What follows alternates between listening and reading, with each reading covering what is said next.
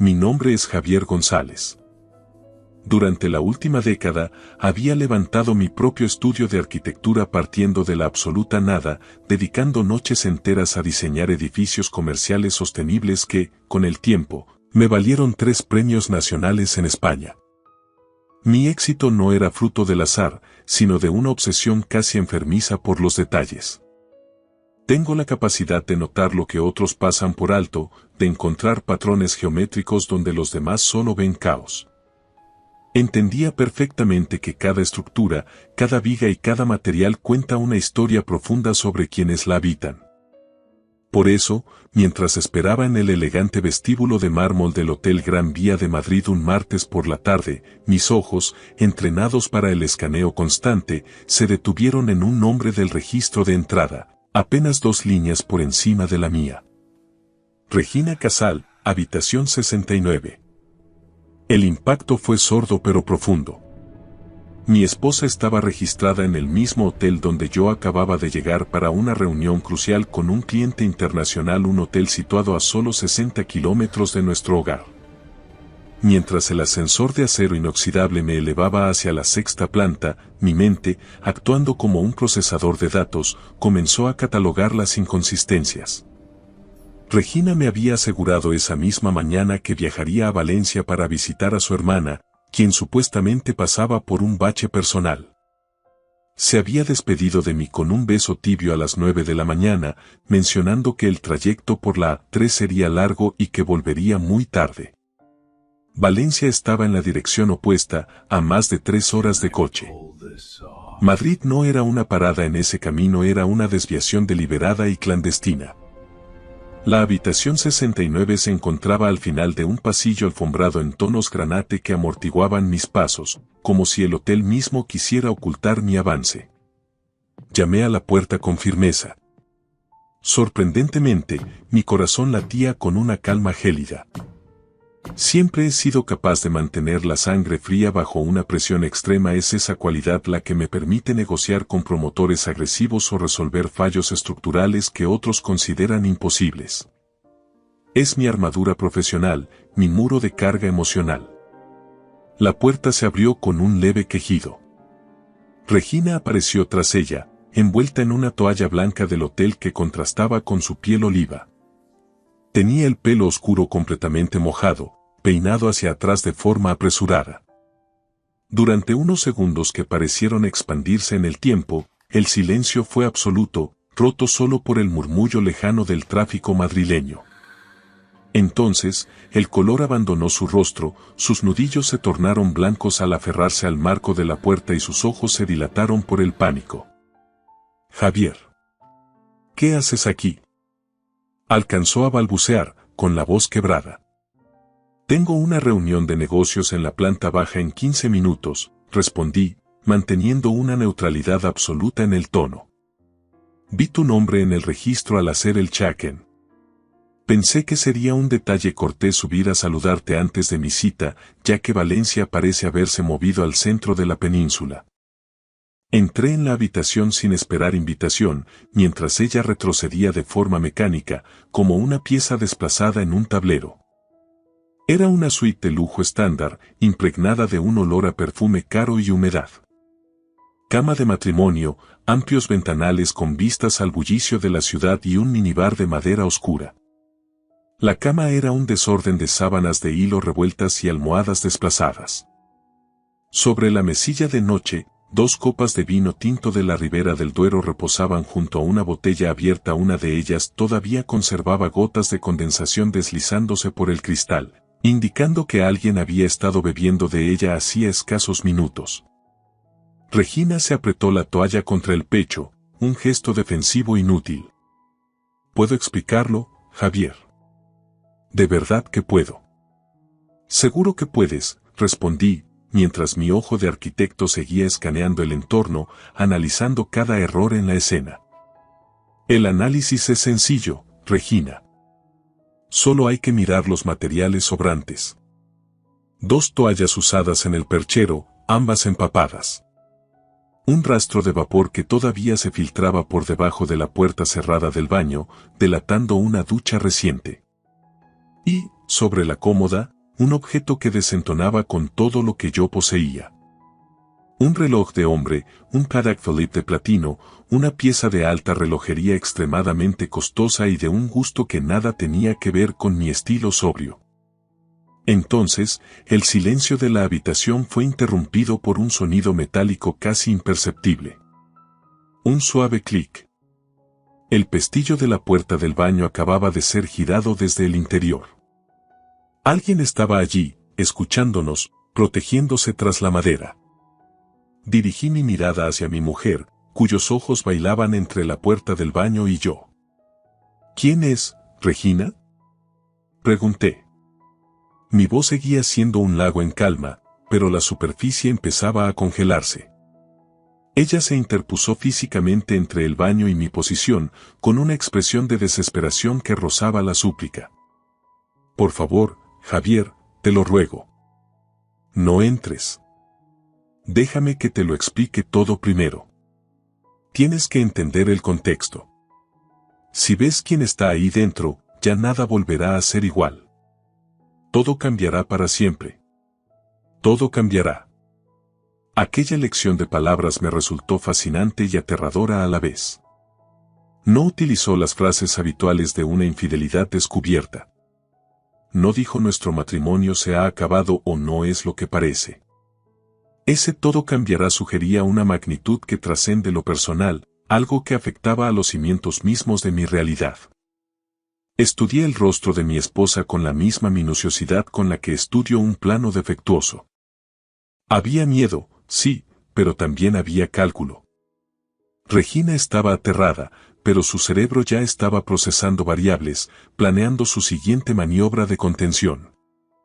¿Cuánto tiempo lleva esto ocurriendo?, pregunté en un susurro. Ella tragó saliva, con un esfuerzo visible que hizo vibrar su garganta. 1 año, confesó al fin. 1 año. 12 meses de una arquitectura de mentiras perfectamente diseñada.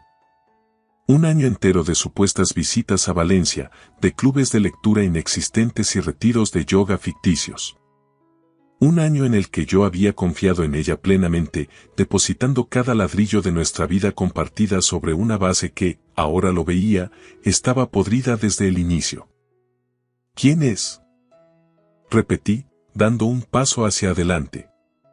Alguien a quien conoces muy bien. Los ojos de Regina se empañaron por las lágrimas. Por favor, escucha. Si cruzas esa puerta, no habrá vuelta atrás. Hay gente involucrada, Javier. Gente muy peligrosa. Esto no es solo un asunto de pareja. Gente peligrosa. Las piezas del rompecabezas empezaban a encajar. Siempre se me han dado bien los puzzles, detectar las debilidades estructurales y comprender por qué fallan los sistemas. Mi mujer escondía a un hombre en el baño, llevaba 1 año manteniendo esa doble vida y afirmaba que había criminales de por medio. Esto no era un simple desliz, era una demolición controlada de mi existencia. Apártate, Regina, ordené. No, replicó ella, plantando cara. Pero mis piernas ya me llevaban hacia la puerta del baño. Intenté girar el pomo, pero estaba bloqueado. Ábrela ahora mismo, o llamaré a la seguridad del hotel para que echen la puerta abajo, sentencié. Se hizo un silencio sepulcral. Finalmente, una voz masculina, profundamente familiar, pronunció unas palabras que me helaron la sangre. Hola, Javier. Ha pasado mucho tiempo, amigo mío. Conocía esa voz. Era físicamente imposible, pero reconocería ese tono en cualquier lugar. Abre la puerta, Martín. Martín Soler había sido mi mejor amigo y mi sombra desde nuestros años de facultad en la Politécnica de Madrid. Habíamos fundado el estudio de arquitectura juntos hacía ya 12 años, 2 jóvenes ambiciosos con habilidades que encajaban como un engranaje perfecto. Yo era el cerebro creativo, mientras que él era el genio de las finanzas y las relaciones públicas. Juntos habíamos levantado un negocio sólido que estaba alcanzando un éxito internacional. Pero había un problema. Hacía exactamente 1 año, Martín Soler había muerto. Recordaba con una nitidez dolorosa aquel accidente en la carretera nacional hacia la sierra una noche de tormenta. El vehículo se había salido por un barranco y había estallado en llamas. El cuerpo estaba tan carbonizado que solo pudieron identificarlo por registros dentales. Fue un funeral de ataúd cerrado. Yo mismo pronuncié el panegírico, destrozado por la pérdida. Excepto que Martín no estaba muerto. No era una ceniza en una urna.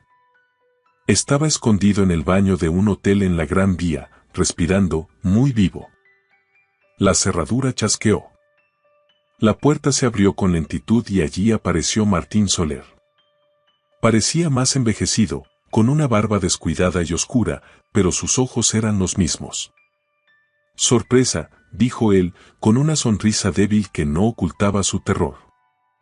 Me quedé allí plantado, guardando una distancia calculada, observando primero a Regina, que temblaba bajo su toalla, y luego a Martín. Mis ojos saltaban de uno a otro como si estuviera revisando las fisuras de un muro de carga a punto de colapsar. Mi mente, sin embargo, no se detuvo, trabajaba a una velocidad vertiginosa, procesando datos, fechas y comportamientos. De repente, todas aquellas piezas sueltas que me habían inquietado durante los últimos meses, las llamadas cortadas, su excesivo interés por las pólizas de la empresa, su distanciamiento emocional, encajaban con una claridad tan diáfana que resultaba aterradora. Fingiste tu propia muerte, solté al fin. No era una pregunta, ni siquiera una acusación, era la constatación de un hecho estructural. Martín bajó la cabeza, evitando mi mirada directa, esa que tantas veces había buscado para celebrar victorias comerciales en nuestro despacho de Madrid. Tuve que hacerlo, Javier. No me quedaba otra salida limpia, respondió con una voz que intentaba sonar a disculpa, pero que solo transmitía derrota. Me metí en un lodazal demasiado profundo con gente muy turbia aquí en España. Deudas de juego que se me escaparon de las manos en timas privadas de La Moraleja. Le debía $500,000 a un tipo llamado Tomás Quesada. Ese tipo no envía cartas de aviso, envía sicarios. Me iba a matar, Javier. Literalmente, me puso una fecha de caducidad. Busqué una salida que nos salvara a todos. El pago del seguro, añadí, completando el esquema financiero del fraude. 2 millones de euros netos entre tu seguro de vida personal y la póliza de hombre clave que la empresa tenía suscrita para protegerme a mí de tu pérdida. Una jugada maestra, Martín. Dinero fresco para borrar deudas y dejar un excedente generoso. Martín tuvo al menos la decencia de encogerse de hombros, pareciendo sinceramente avergonzado bajo la luz cenital del baño. Necesitaba desaparecer del mapa de forma definitiva. Borrar mi rastro, dejar de ser Martín Soler para que los hombres de Quesada dejaran de buscarme. Quería empezar de cero en otro lugar, lejos de la presión y del miedo. Me giré lentamente hacia Regina. Ella seguía aferrada a la toalla del hotel, con la mandíbula tan tensa que se le marcaban los tendones del cuello. ¿Y tú? ¿Tú lo sabías desde el principio? ¿Has estado alimentando este cadáver durante todo este tiempo? Ella apretó los labios antes de hablar. Vino a buscarme la noche antes del supuesto accidente. Estaba desesperado, Javier. Me lo contó todo, llorando, diciendo que si no desaparecía, lo encontrarían muerto en una cuneta de la sierra. Me suplicó ayuda. Yo no podía dejar que lo asesinaran. No podía cargar con esa culpa, Javier. Así que preferiste dejar que yo cargara con el duelo. Mi voz seguía siendo una línea recta, calmada, pero ahora había un filo de acero bajo cada palabra. Dejaste que fuera al depósito a reconocer un coche calcinado, dejaste que llorara a mi mejor amigo, que sostuviera a sus padres en el entierro en la Almudena. Y todo eso mientras tú sabías que estaba vivo. Ha pasado un año, Regina. Un año entero de farsa. ¿Y vuestro lío? ¿Cuándo se convirtió mi socio en el amante de mi mujer? Regina y Martín intercambiaron una mirada rápida, una conexión silenciosa que me dolió más que la propia mentira. Fue una chispa de complicidad que yo ya no tenía con ninguno de los dos. Empezó 6 meses antes de que él muriera, admitió ella finalmente, bajando la voz. No fue algo planeado para hacerte daño. Simplemente ocurrió. Íbamos a decírtelo, de verdad, pero entonces Martín se hundió en las deudas y el plan cambió por completo. ¿El plan? Caminé hacia el gran ventanal de la suite, observando el perfil de los edificios de Madrid bañados por el sol de la tarde. Déjame que adivine la arquitectura de esta estafa. Martín finge su muerte en ese barranco, cobra el seguro a través de beneficiarios o cuentas puente, le paga su deuda a Quesada y se esfuma. Tú te quedas aquí conmigo, interpretando a la perfección el papel de la viuda desconsolada y la esposa ejemplar, dándome apoyo mientras yo intento salvar el estudio solo. Esperas un tiempo prudencial para que las sospechas se enfríen. Y entonces me pides el divorcio alegando que ya no somos los mismos, te llevas la mitad de mis activos, de mis premios y de mi esfuerzo, y te largas a buscarlo a ese lugar donde se haya estado ocultando. El silencio sepulcral que siguió a mis palabras fue la confirmación más rotunda que podía recibir. Había diseñado el plano exacto de su traición. ¿Dónde has estado escondido este año?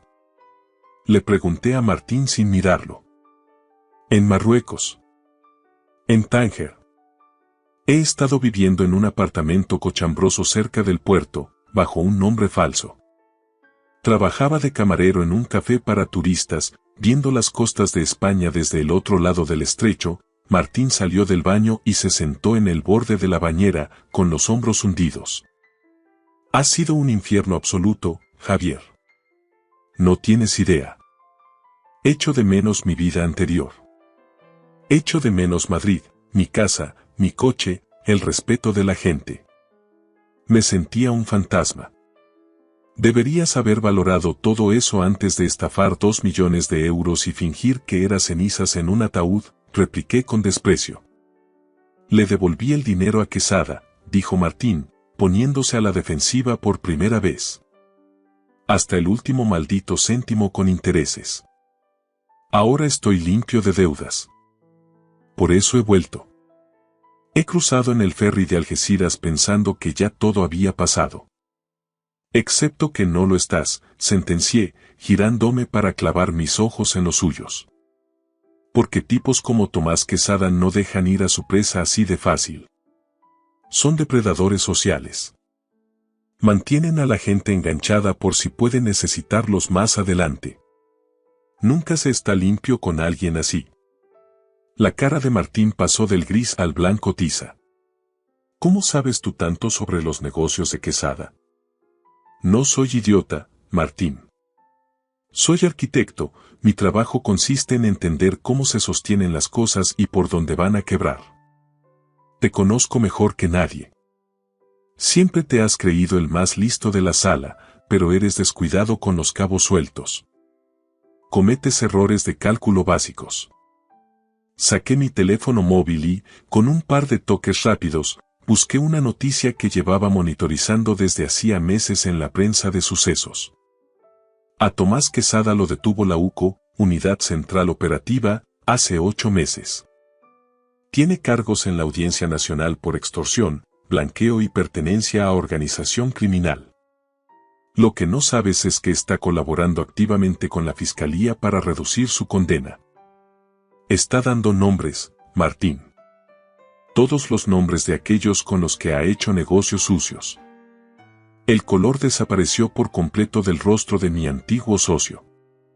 Sus manos empezaron a temblar levemente. Lo que significa que la Policía Nacional ya tiene una línea de investigación sobre ti, continué, disfrutando del peso de cada palabra. Saben que una deuda de $500,000 de euros desapareció misteriosamente justo antes de que tu coche se despeñara. Te han estado rastreando. Han visto tus movimientos de dinero. Y Quesada, para salvar su propio pellejo, probablemente les ha contado que tu muerte fue tan real como un billete de madera. Dios mío. susurró Regina, llevándose las manos a la boca. Por eso estás hoy aquí en este hotel, ¿verdad? Sabías que vendría a verlo. Miré a Martín, que ahora parecía un niño asustado en un cuerpo de hombre. Has vuelto porque te has dado cuenta de que el suelo se hunde bajo tus pies. Has vuelto de Tánger porque crees que yo, el solucionador, puedo arreglar este desastre como siempre arreglaba tus pifias en el estudio. ¿Crees que diseñaré una salida estructural para tu fraude? Martín se levantó, dando un paso desesperado hacia mí. Javier, te lo suplico. Éramos como hermanos, joder. ¿Es que 12 años de amistad no significan nada ahora? Los hermanos no fingen su muerte para ver cómo sufres, respondí con una frialdad que me quemaba la garganta. Los hermanos no se acuestan con la mujer de su mejor amigo mientras éste les llora en un cementerio. Yo la quise primero. Estalló Martín, un arranque de celos antiguos que pareció lamentar en el mismo instante en que las palabras salieron de su boca. Solté una risa corta, seca y amarga que resonó en las paredes de la suite. La quisiste primero. Vaya, esa es tu brillante defensa arquitectónica. La querías, así que el fraude, la estafa al seguro y la traición a tu socio están justificados por un romanticismo de segunda mano. Me giré hacia Regina con una curiosidad clínica. ¿Y tú? ¿Lo querías a él de verdad o solo era el vehículo para llevarte el dinero del seguro? Ella me sostuvo la mirada con una dureza que nunca antes le había visto. En ese momento, la máscara de esposa perfecta terminó de romperse. Por ambas cosas, Javier, dijo con una sinceridad brutal. Lo quería a él, a su energía, a su caos. Pero también sabía que quedarme contigo era la opción inteligente. Contigo tenía seguridad, estabilidad y un estatus. Martín siempre fue un temerario, un desastre andante, pero pensé que podía tenerlo todo. La solidez de una vida contigo y la pasión clandestina con él. Al menos ahora las cartas estaban sobre la mesa. El plano estaba completo. Bien, asentí despacio, ajustándome la chaqueta. Esto es lo que va a suceder a continuación. Voy a salir de esta habitación ahora mismo. Me voy a mi reunión de negocios en la planta baja, porque mi vida y mi trabajo continúan. Vosotros dos os vais a quedar aquí sentados, encerrados, pensando muy seriamente en cada una de vuestras decisiones. Y luego, en exactamente 2 horas, regresaré y tendremos una conversación definitiva sobre cómo termina este edificio que habéis construido. ¿Qué? ¿Qué vas a hacer exactamente? Preguntó Regina, y por primera vez el miedo real asomó en su voz. Voy a decidir si llamo a la policía para informar de que Martín Soler ha resucitado milagrosamente para confesar un fraude masivo, o si simplemente me aparto y dejo que os hundáis vosotros solitos en el fango que habéis creado. 2 horas, ni un minuto más. Caminé hacia la puerta con paso firme. Justo antes de salir, me detuve y añadí sin mirar atrás. Ah, y Regina. Ve haciendo las maletas. Pase lo que pase en 2 horas, no vas a volver a poner un pie en nuestra casa. Jamás. Mi reunión con el cliente resultó ser extrañamente productiva, a pesar del rugido de pensamientos que sacudía las paredes de mi mente. Como arquitecto, me he especializado en la compartimentación de estructuras. Soy un experto en enfocarme con precisión quirúrgica en la tarea inmediata mientras mi subconsciente, en un segundo plano, trabaja en resolver problemas de una envergadura mucho mayor. El cliente buscaba un complejo de oficinas de vanguardia que no solo fuera sostenible desde el punto de vista medioambiental, sino también estéticamente audaz, un edificio que desafiara la gravedad y las convenciones. Esbocé ideas preliminares en mi cuaderno, discutí plazos de entrega y negocié términos contractuales complejos. Todo ello mientras mi cerebro procesaba las brutales implicaciones de lo que acababa de descubrir en la planta de arriba. Martín estaba vivo. Regina me había estado mintiendo sistemáticamente durante un año completo. Habían orquestado el cobro fraudulento de un seguro de vida y me habían traicionado de la forma más íntima y profesional posible. Pero, por encima de todo, habían cometido errores técnicos. Y si algo sé hacer bien, es explotar las debilidades estructurales de cualquier construcción, sea de hormigón o de mentiras. Al terminar la reunión, bajé al bar del hotel, un espacio de luz tenue y madera oscura, y pedí un whisky solo. Saqué mi teléfono personal y realicé una llamada que no figuraba en mi agenda habitual. Claudio Alarcón, respondió una voz ronca al otro lado, con ese tono de quien ha visto demasiado en las alcantarillas del estado. Claudio era un investigador privado de élite, un exinspector de la Policía Nacional al que ya había recurrido en el pasado para verificar la solvencia de contratistas dudosos. Era minucioso, implacable y, sobre todo, extremadamente discreto. Claudio, soy Javier González, dije, bajando la voz. Necesito información de inteligencia y la necesito para ayer. ¿Qué tipo de escombros estamos buscando esta vez, Javier? Quiero todo lo que puedas extraer sobre la cooperación de Tomás Quesada con la Fiscalía. Específicamente, cualquier mención a un tal Martín Soler. Necesito confirmar si hay una búsqueda activa por parte de la UCO, si es un objetivo prioritario o si simplemente es un cabo suelto en su confesión tras la última redada. Eso es material sensible de una investigación de la Audiencia Nacional, Javier. Entrar ahí tiene un riesgo alto. Tienes tus contactos en el complejo de Canillas, Claudio. Úsalas. Te pagaré el triple de tu tarifa habitual por la urgencia. Hubo un silencio tenso, solo interrumpido por el sonido de unos dedos tecleando al otro lado. Dame 2 horas. Te enviaré un informe cifrado. Colgué e hice una segunda llamada, esta vez a mi abogado personal, Alejandro Belmonte. Alejandro, necesito que rescates de inmediato los archivos de la póliza de seguro vinculada al fallecimiento de Martín Soler. Quiero cada cláusula. Y necesito que compruebes los plazos de prescripción y las penas criminales para el fraude al seguro en el Código Penal español cuando hay un fallecimiento simulado. Javier, ¿de qué hablas? Ese caso se cerró hace meses. ¿Qué está pasando? Consígueme esos datos, Alejandro. Y empieza a redactar los trámites para un divorcio contencioso por causa grave. Te daré los detalles técnicos en cuanto nos veamos. Mi tercera llamada fue para mi contable jefe, Sergio Barrios. Un hombre que vive por y para los números. Sergio, necesito una auditoría forense completa de las finanzas de la empresa centrada en el último año, pero retrotrayéndonos a los meses previos a la desaparición de Martín. Quiero saber si hubo fugas de capital a cuentas en el extranjero o cualquier irregularidad camuflada como gastos operativos. Eso es un trabajo de semanas, Javier. No puedo hacerlo en una tarde. Tienes hasta mañana a primera hora. Usa a todo tu equipo si es necesario. No me importa el coste. Colgué y terminé mi whisky de un trago.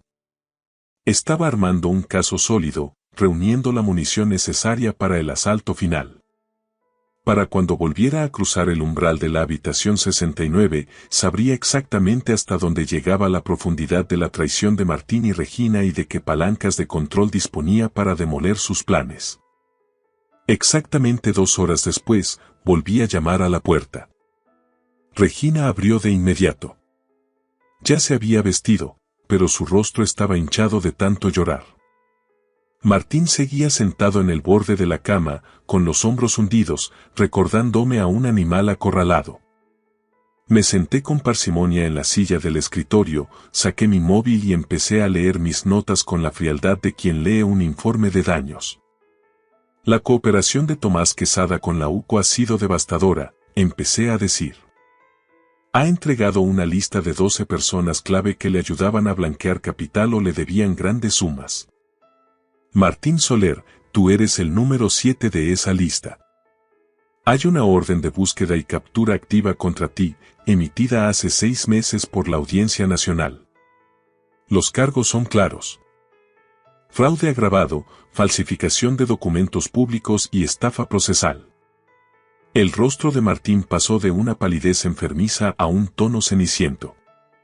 Pero hay más, continué. Las compañías de seguros involucradas han mantenido abierta una unidad de investigación durante todo este último año. Están a horas de presentar una querella criminal. Si te localizan vivo, la reclamación civil, sumada a las multas del Estado, superaría los 10 millones de euros.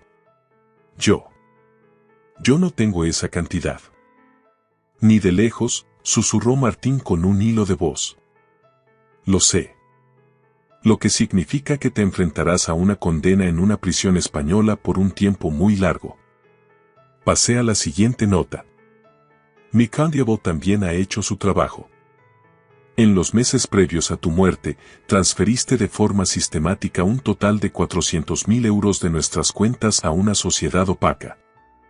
Nunca lo detecté porque yo estaba centrado en el diseño y confiaba en ti. Regina cerró los ojos con fuerza. Llevabas mucho tiempo planeando esta fuga, Martín. Preparando tu huida mientras me dabas palmaditas en el hombro. Y tú, Regina, no fuiste una víctima, fuiste su cómplice necesaria. Tengo los registros de varios hoteles ahora. Os habéis estado viendo en secreto en distintos puntos de España durante este año, siempre pagando en efectivo. Excepto hoy.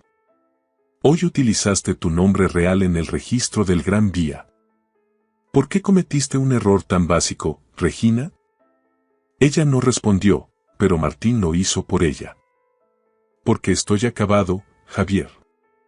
Porque Quesada cantó ante el juez y me di cuenta de que Tánger ya no era seguro. Pensé que quizá tú, con tus contactos, podrías ayudarme a desaparecer de verdad. Una identidad nueva. Eres el mejor resolviendo problemas insolubles. Solté una carcajada seca. ¿De verdad pensaste que te ayudaría después de pisotear mi vida?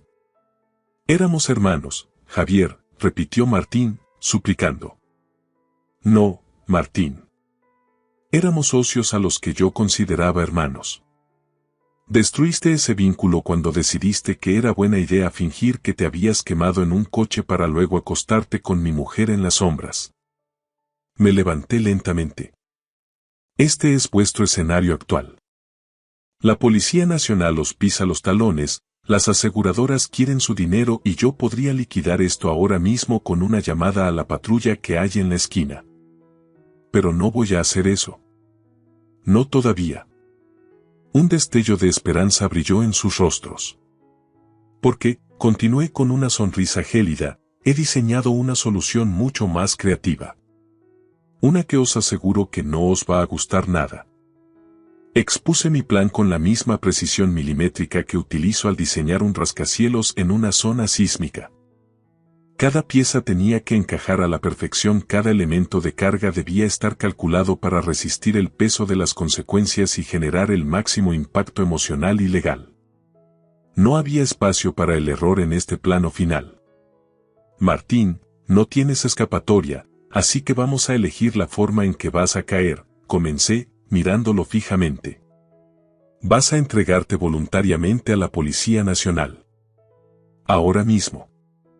Vas a ofrecer una cooperación plena y absoluta, testificarás contra Tomás Quesada en cada una de las piezas separadas que se instruyan en la Audiencia Nacional y te declararás culpable de todos los cargos de estafa agravada al seguro y falsedad documental. Eso pueden ser 15 o 20 años en una prisión española, Javier, protestó Martín, con la voz quebrada por el pánico. Me estás pidiendo que me entregue a los lobos. Con una confesión detallada y la aplicación de la atenuante por cooperación activa, probablemente el juez reduzca la pena a un rango de 6 a 8 años. Pero aquí está el núcleo del trato.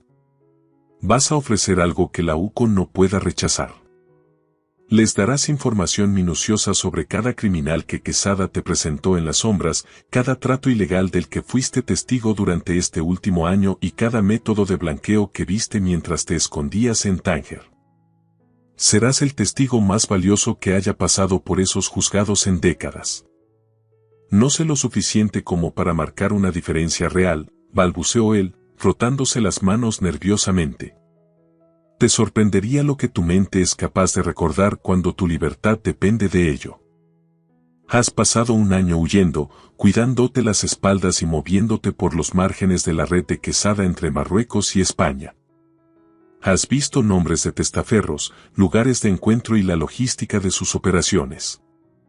Vas a recordarlo todo, hasta el último detalle, y se lo vas a entregar en bandeja de plata a los inspectores de la brigada financiera. Me giré entonces hacia Regina, que me observaba como si fuera un extraño que acabara de entrar en su vida. En cuanto a ti, Regina, vas a firmar el divorcio de forma inmediata y discreta ante mi abogado, Alejandro Belmonte. Sin solicitudes de pensión, sin peleas por las acciones del estudio, sin dramas mediáticos. Te quedarás únicamente con lo que hay actualmente en tus cuentas personales. Yo me quedo con absolutamente todo lo demás, desde el chalet hasta el patrimonio de la empresa. Además, vas a redactar y firmar una confesión completa sobre tu papel en la falsa muerte de Martín y tu complicidad para ocultar su paradero durante este año. Esa confesión quedará bajo sello, a menos que decidas causar algún tipo de problema legal en el futuro.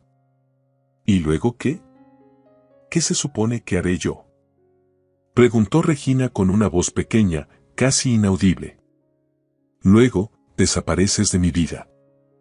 No me contactes, no intentes hablar con nuestros amigos comunes, no busques una rendija para volver a mi realidad.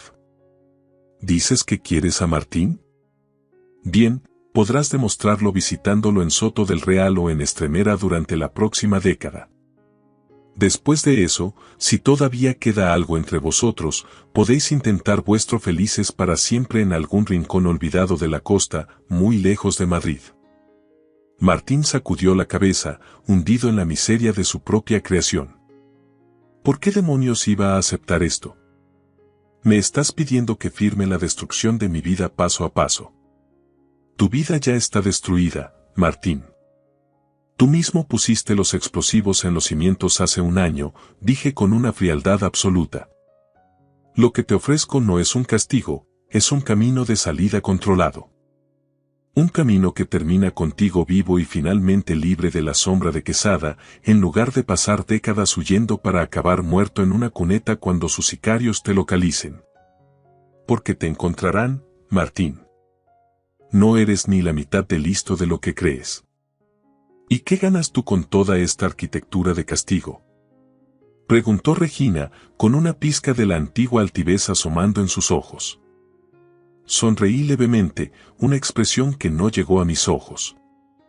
Justicia poética. Ver cómo ambos enfrentáis las consecuencias reales de vuestras traiciones. Podré seguir adelante sabiendo que vuestras deudas están siendo pagadas. Tendré la satisfacción de haber sido el hombre íntegro, el que no os destruyó físicamente aunque tenía todas las herramientas para hacerlo. Saqué mi teléfono y puse en la pantalla un número de contacto que ya había verificado. Este es el inspector Lorenzo Leal, el hombre que lidera el caso contra el clan de los Quesada en la Policía Nacional. Voy a llamarlo en exactamente 10 minutos. Tenéis dos opciones. O Martín se entrega voluntariamente con mi respaldo, lo cual facilitará vuestra situación penal, o bien os denuncio a ambos por estafa y encubrimiento ahora mismo. En ese caso, la policía derribará esta puerta en menos de lo que tardas en parpadear. ¿Cómo sabemos que no nos traicionarás una vez que Martín esté en comisaría?, preguntó él. No lo sabéis. No tenéis ninguna garantía, pero tampoco tenéis opción. Es el único trato que vais a recibir de mí. 90 minutos más tarde, me encontraba en el vestíbulo del hotel, observando a través de las grandes cristaleras de la Gran Vía como dos agentes de paisano de la Policía Nacional escoltaban a Martín hacia un coche camuflado. Llevaba las manos esposadas y la cabeza baja. Se había entregado sin resistencia. Regina estaba a mi lado, envuelta en su abrigo, con lágrimas silenciosas surcando su rostro. Nunca fue mi intención hacerte este daño, Javier, dijo en voz baja. Te equivocas, Regina. Sí lo fue. Simplemente no contabas con que el edificio que construisteis tuviera un fallo de diseño tan obvio. No esperabas que os pillaran. La miré por última vez, tratando de encontrar a la mujer que amé, pero solo vi un hueco vacío. Una última pregunta antes de que esto termine. Después de todo este año de farsa, ¿alguna vez me quisiste de verdad? Se tomó un tiempo eterno para responder, un silencio que pesó más que cualquier palabra. Creo que amaba la estabilidad que me dabas, el estatus, el futuro seguro. Pero nunca estuve enamorada de ti con la intensidad con la que lo estoy del caos de Martín. Entonces espero, sinceramente, que ese caos haya valido la pena el precio que vais a pagar. ¿Ha valido algo de esto la pena? Preguntó ella, mirando hacia el coche que se alejaba. Mira a tu alrededor. Nos has destruido a todos. Yo no he destruido nada, Regina. Yo solo he puesto un espejo frente a vuestras acciones. Vosotros mismos fuisteis los que derribasteis los muros. Yo solo me estoy asegurando de que nadie salga indemne de las ruinas. Ella se secó las lágrimas. Firmaré los papeles del divorcio mañana. Me iré de la ciudad esta noche. Perfecto. Mi abogado tendrá lista la confesión para que la firmes a primera hora. Después de eso, para mí, habrás muerto con la misma finalidad con la que Martín murió hace un año. Ella asintió y se alejó hacia la salida, desapareciendo entre el gentío de Madrid. Me quedé allí un largo rato, mirando las luces de la ciudad. Sentía un vacío inmenso, pero también una paz extraña. La traición dolía, pero lo había gestionado con método, sin convertirme en el villano. 6 meses después, me encontraba frente al pleno del ayuntamiento, presentando los planos del centro cultural que redefiniría el horizonte de la capital. Mi estudio había crecido y mi reputación era impecable. El divorcio era definitivo. Regina se había marchado a una ciudad de la costa para intentar empezar de cero, y Martín cumplía su condena en una prisión madrileña gracias a su exhaustiva cooperación con la Audiencia Nacional. Se la habían reducido a 7 años. Había empezado a salir con alguien nuevo, con cautela pero con honestidad. Durante un descanso de la presentación, mi móvil vibró con un mensaje. Siento sinceramente todo lo que pasó hace un año. A veces me pregunto si pudimos hacerlo de otra manera. Era Regina. Borré el mensaje al instante. Algunos puentes deben permanecer reducidos a cenizas. El ayuntamiento aprobó mi proyecto por unanimidad. Al salir bajo el sol de Madrid, me sentí genuinamente feliz. El hombre que llamó a la puerta 69 hace meses era un ingenuo. El hombre que caminaba hoy sabía que la confianza es un material de construcción escaso y que la mejor venganza es simplemente vivir bien. Había perdido a mi mujer y a mi mejor amigo, pero había recuperado mis propios cimientos. Y eso, al final, era lo que mantenía la estructura en pie. Gracias por escuchar mi historia hasta el final. Si resonó contigo, dale like, escribe en los comentarios qué fue lo que más te tocó y no olvides decir de dónde eres. Suscríbete al canal, vienen muchas más historias.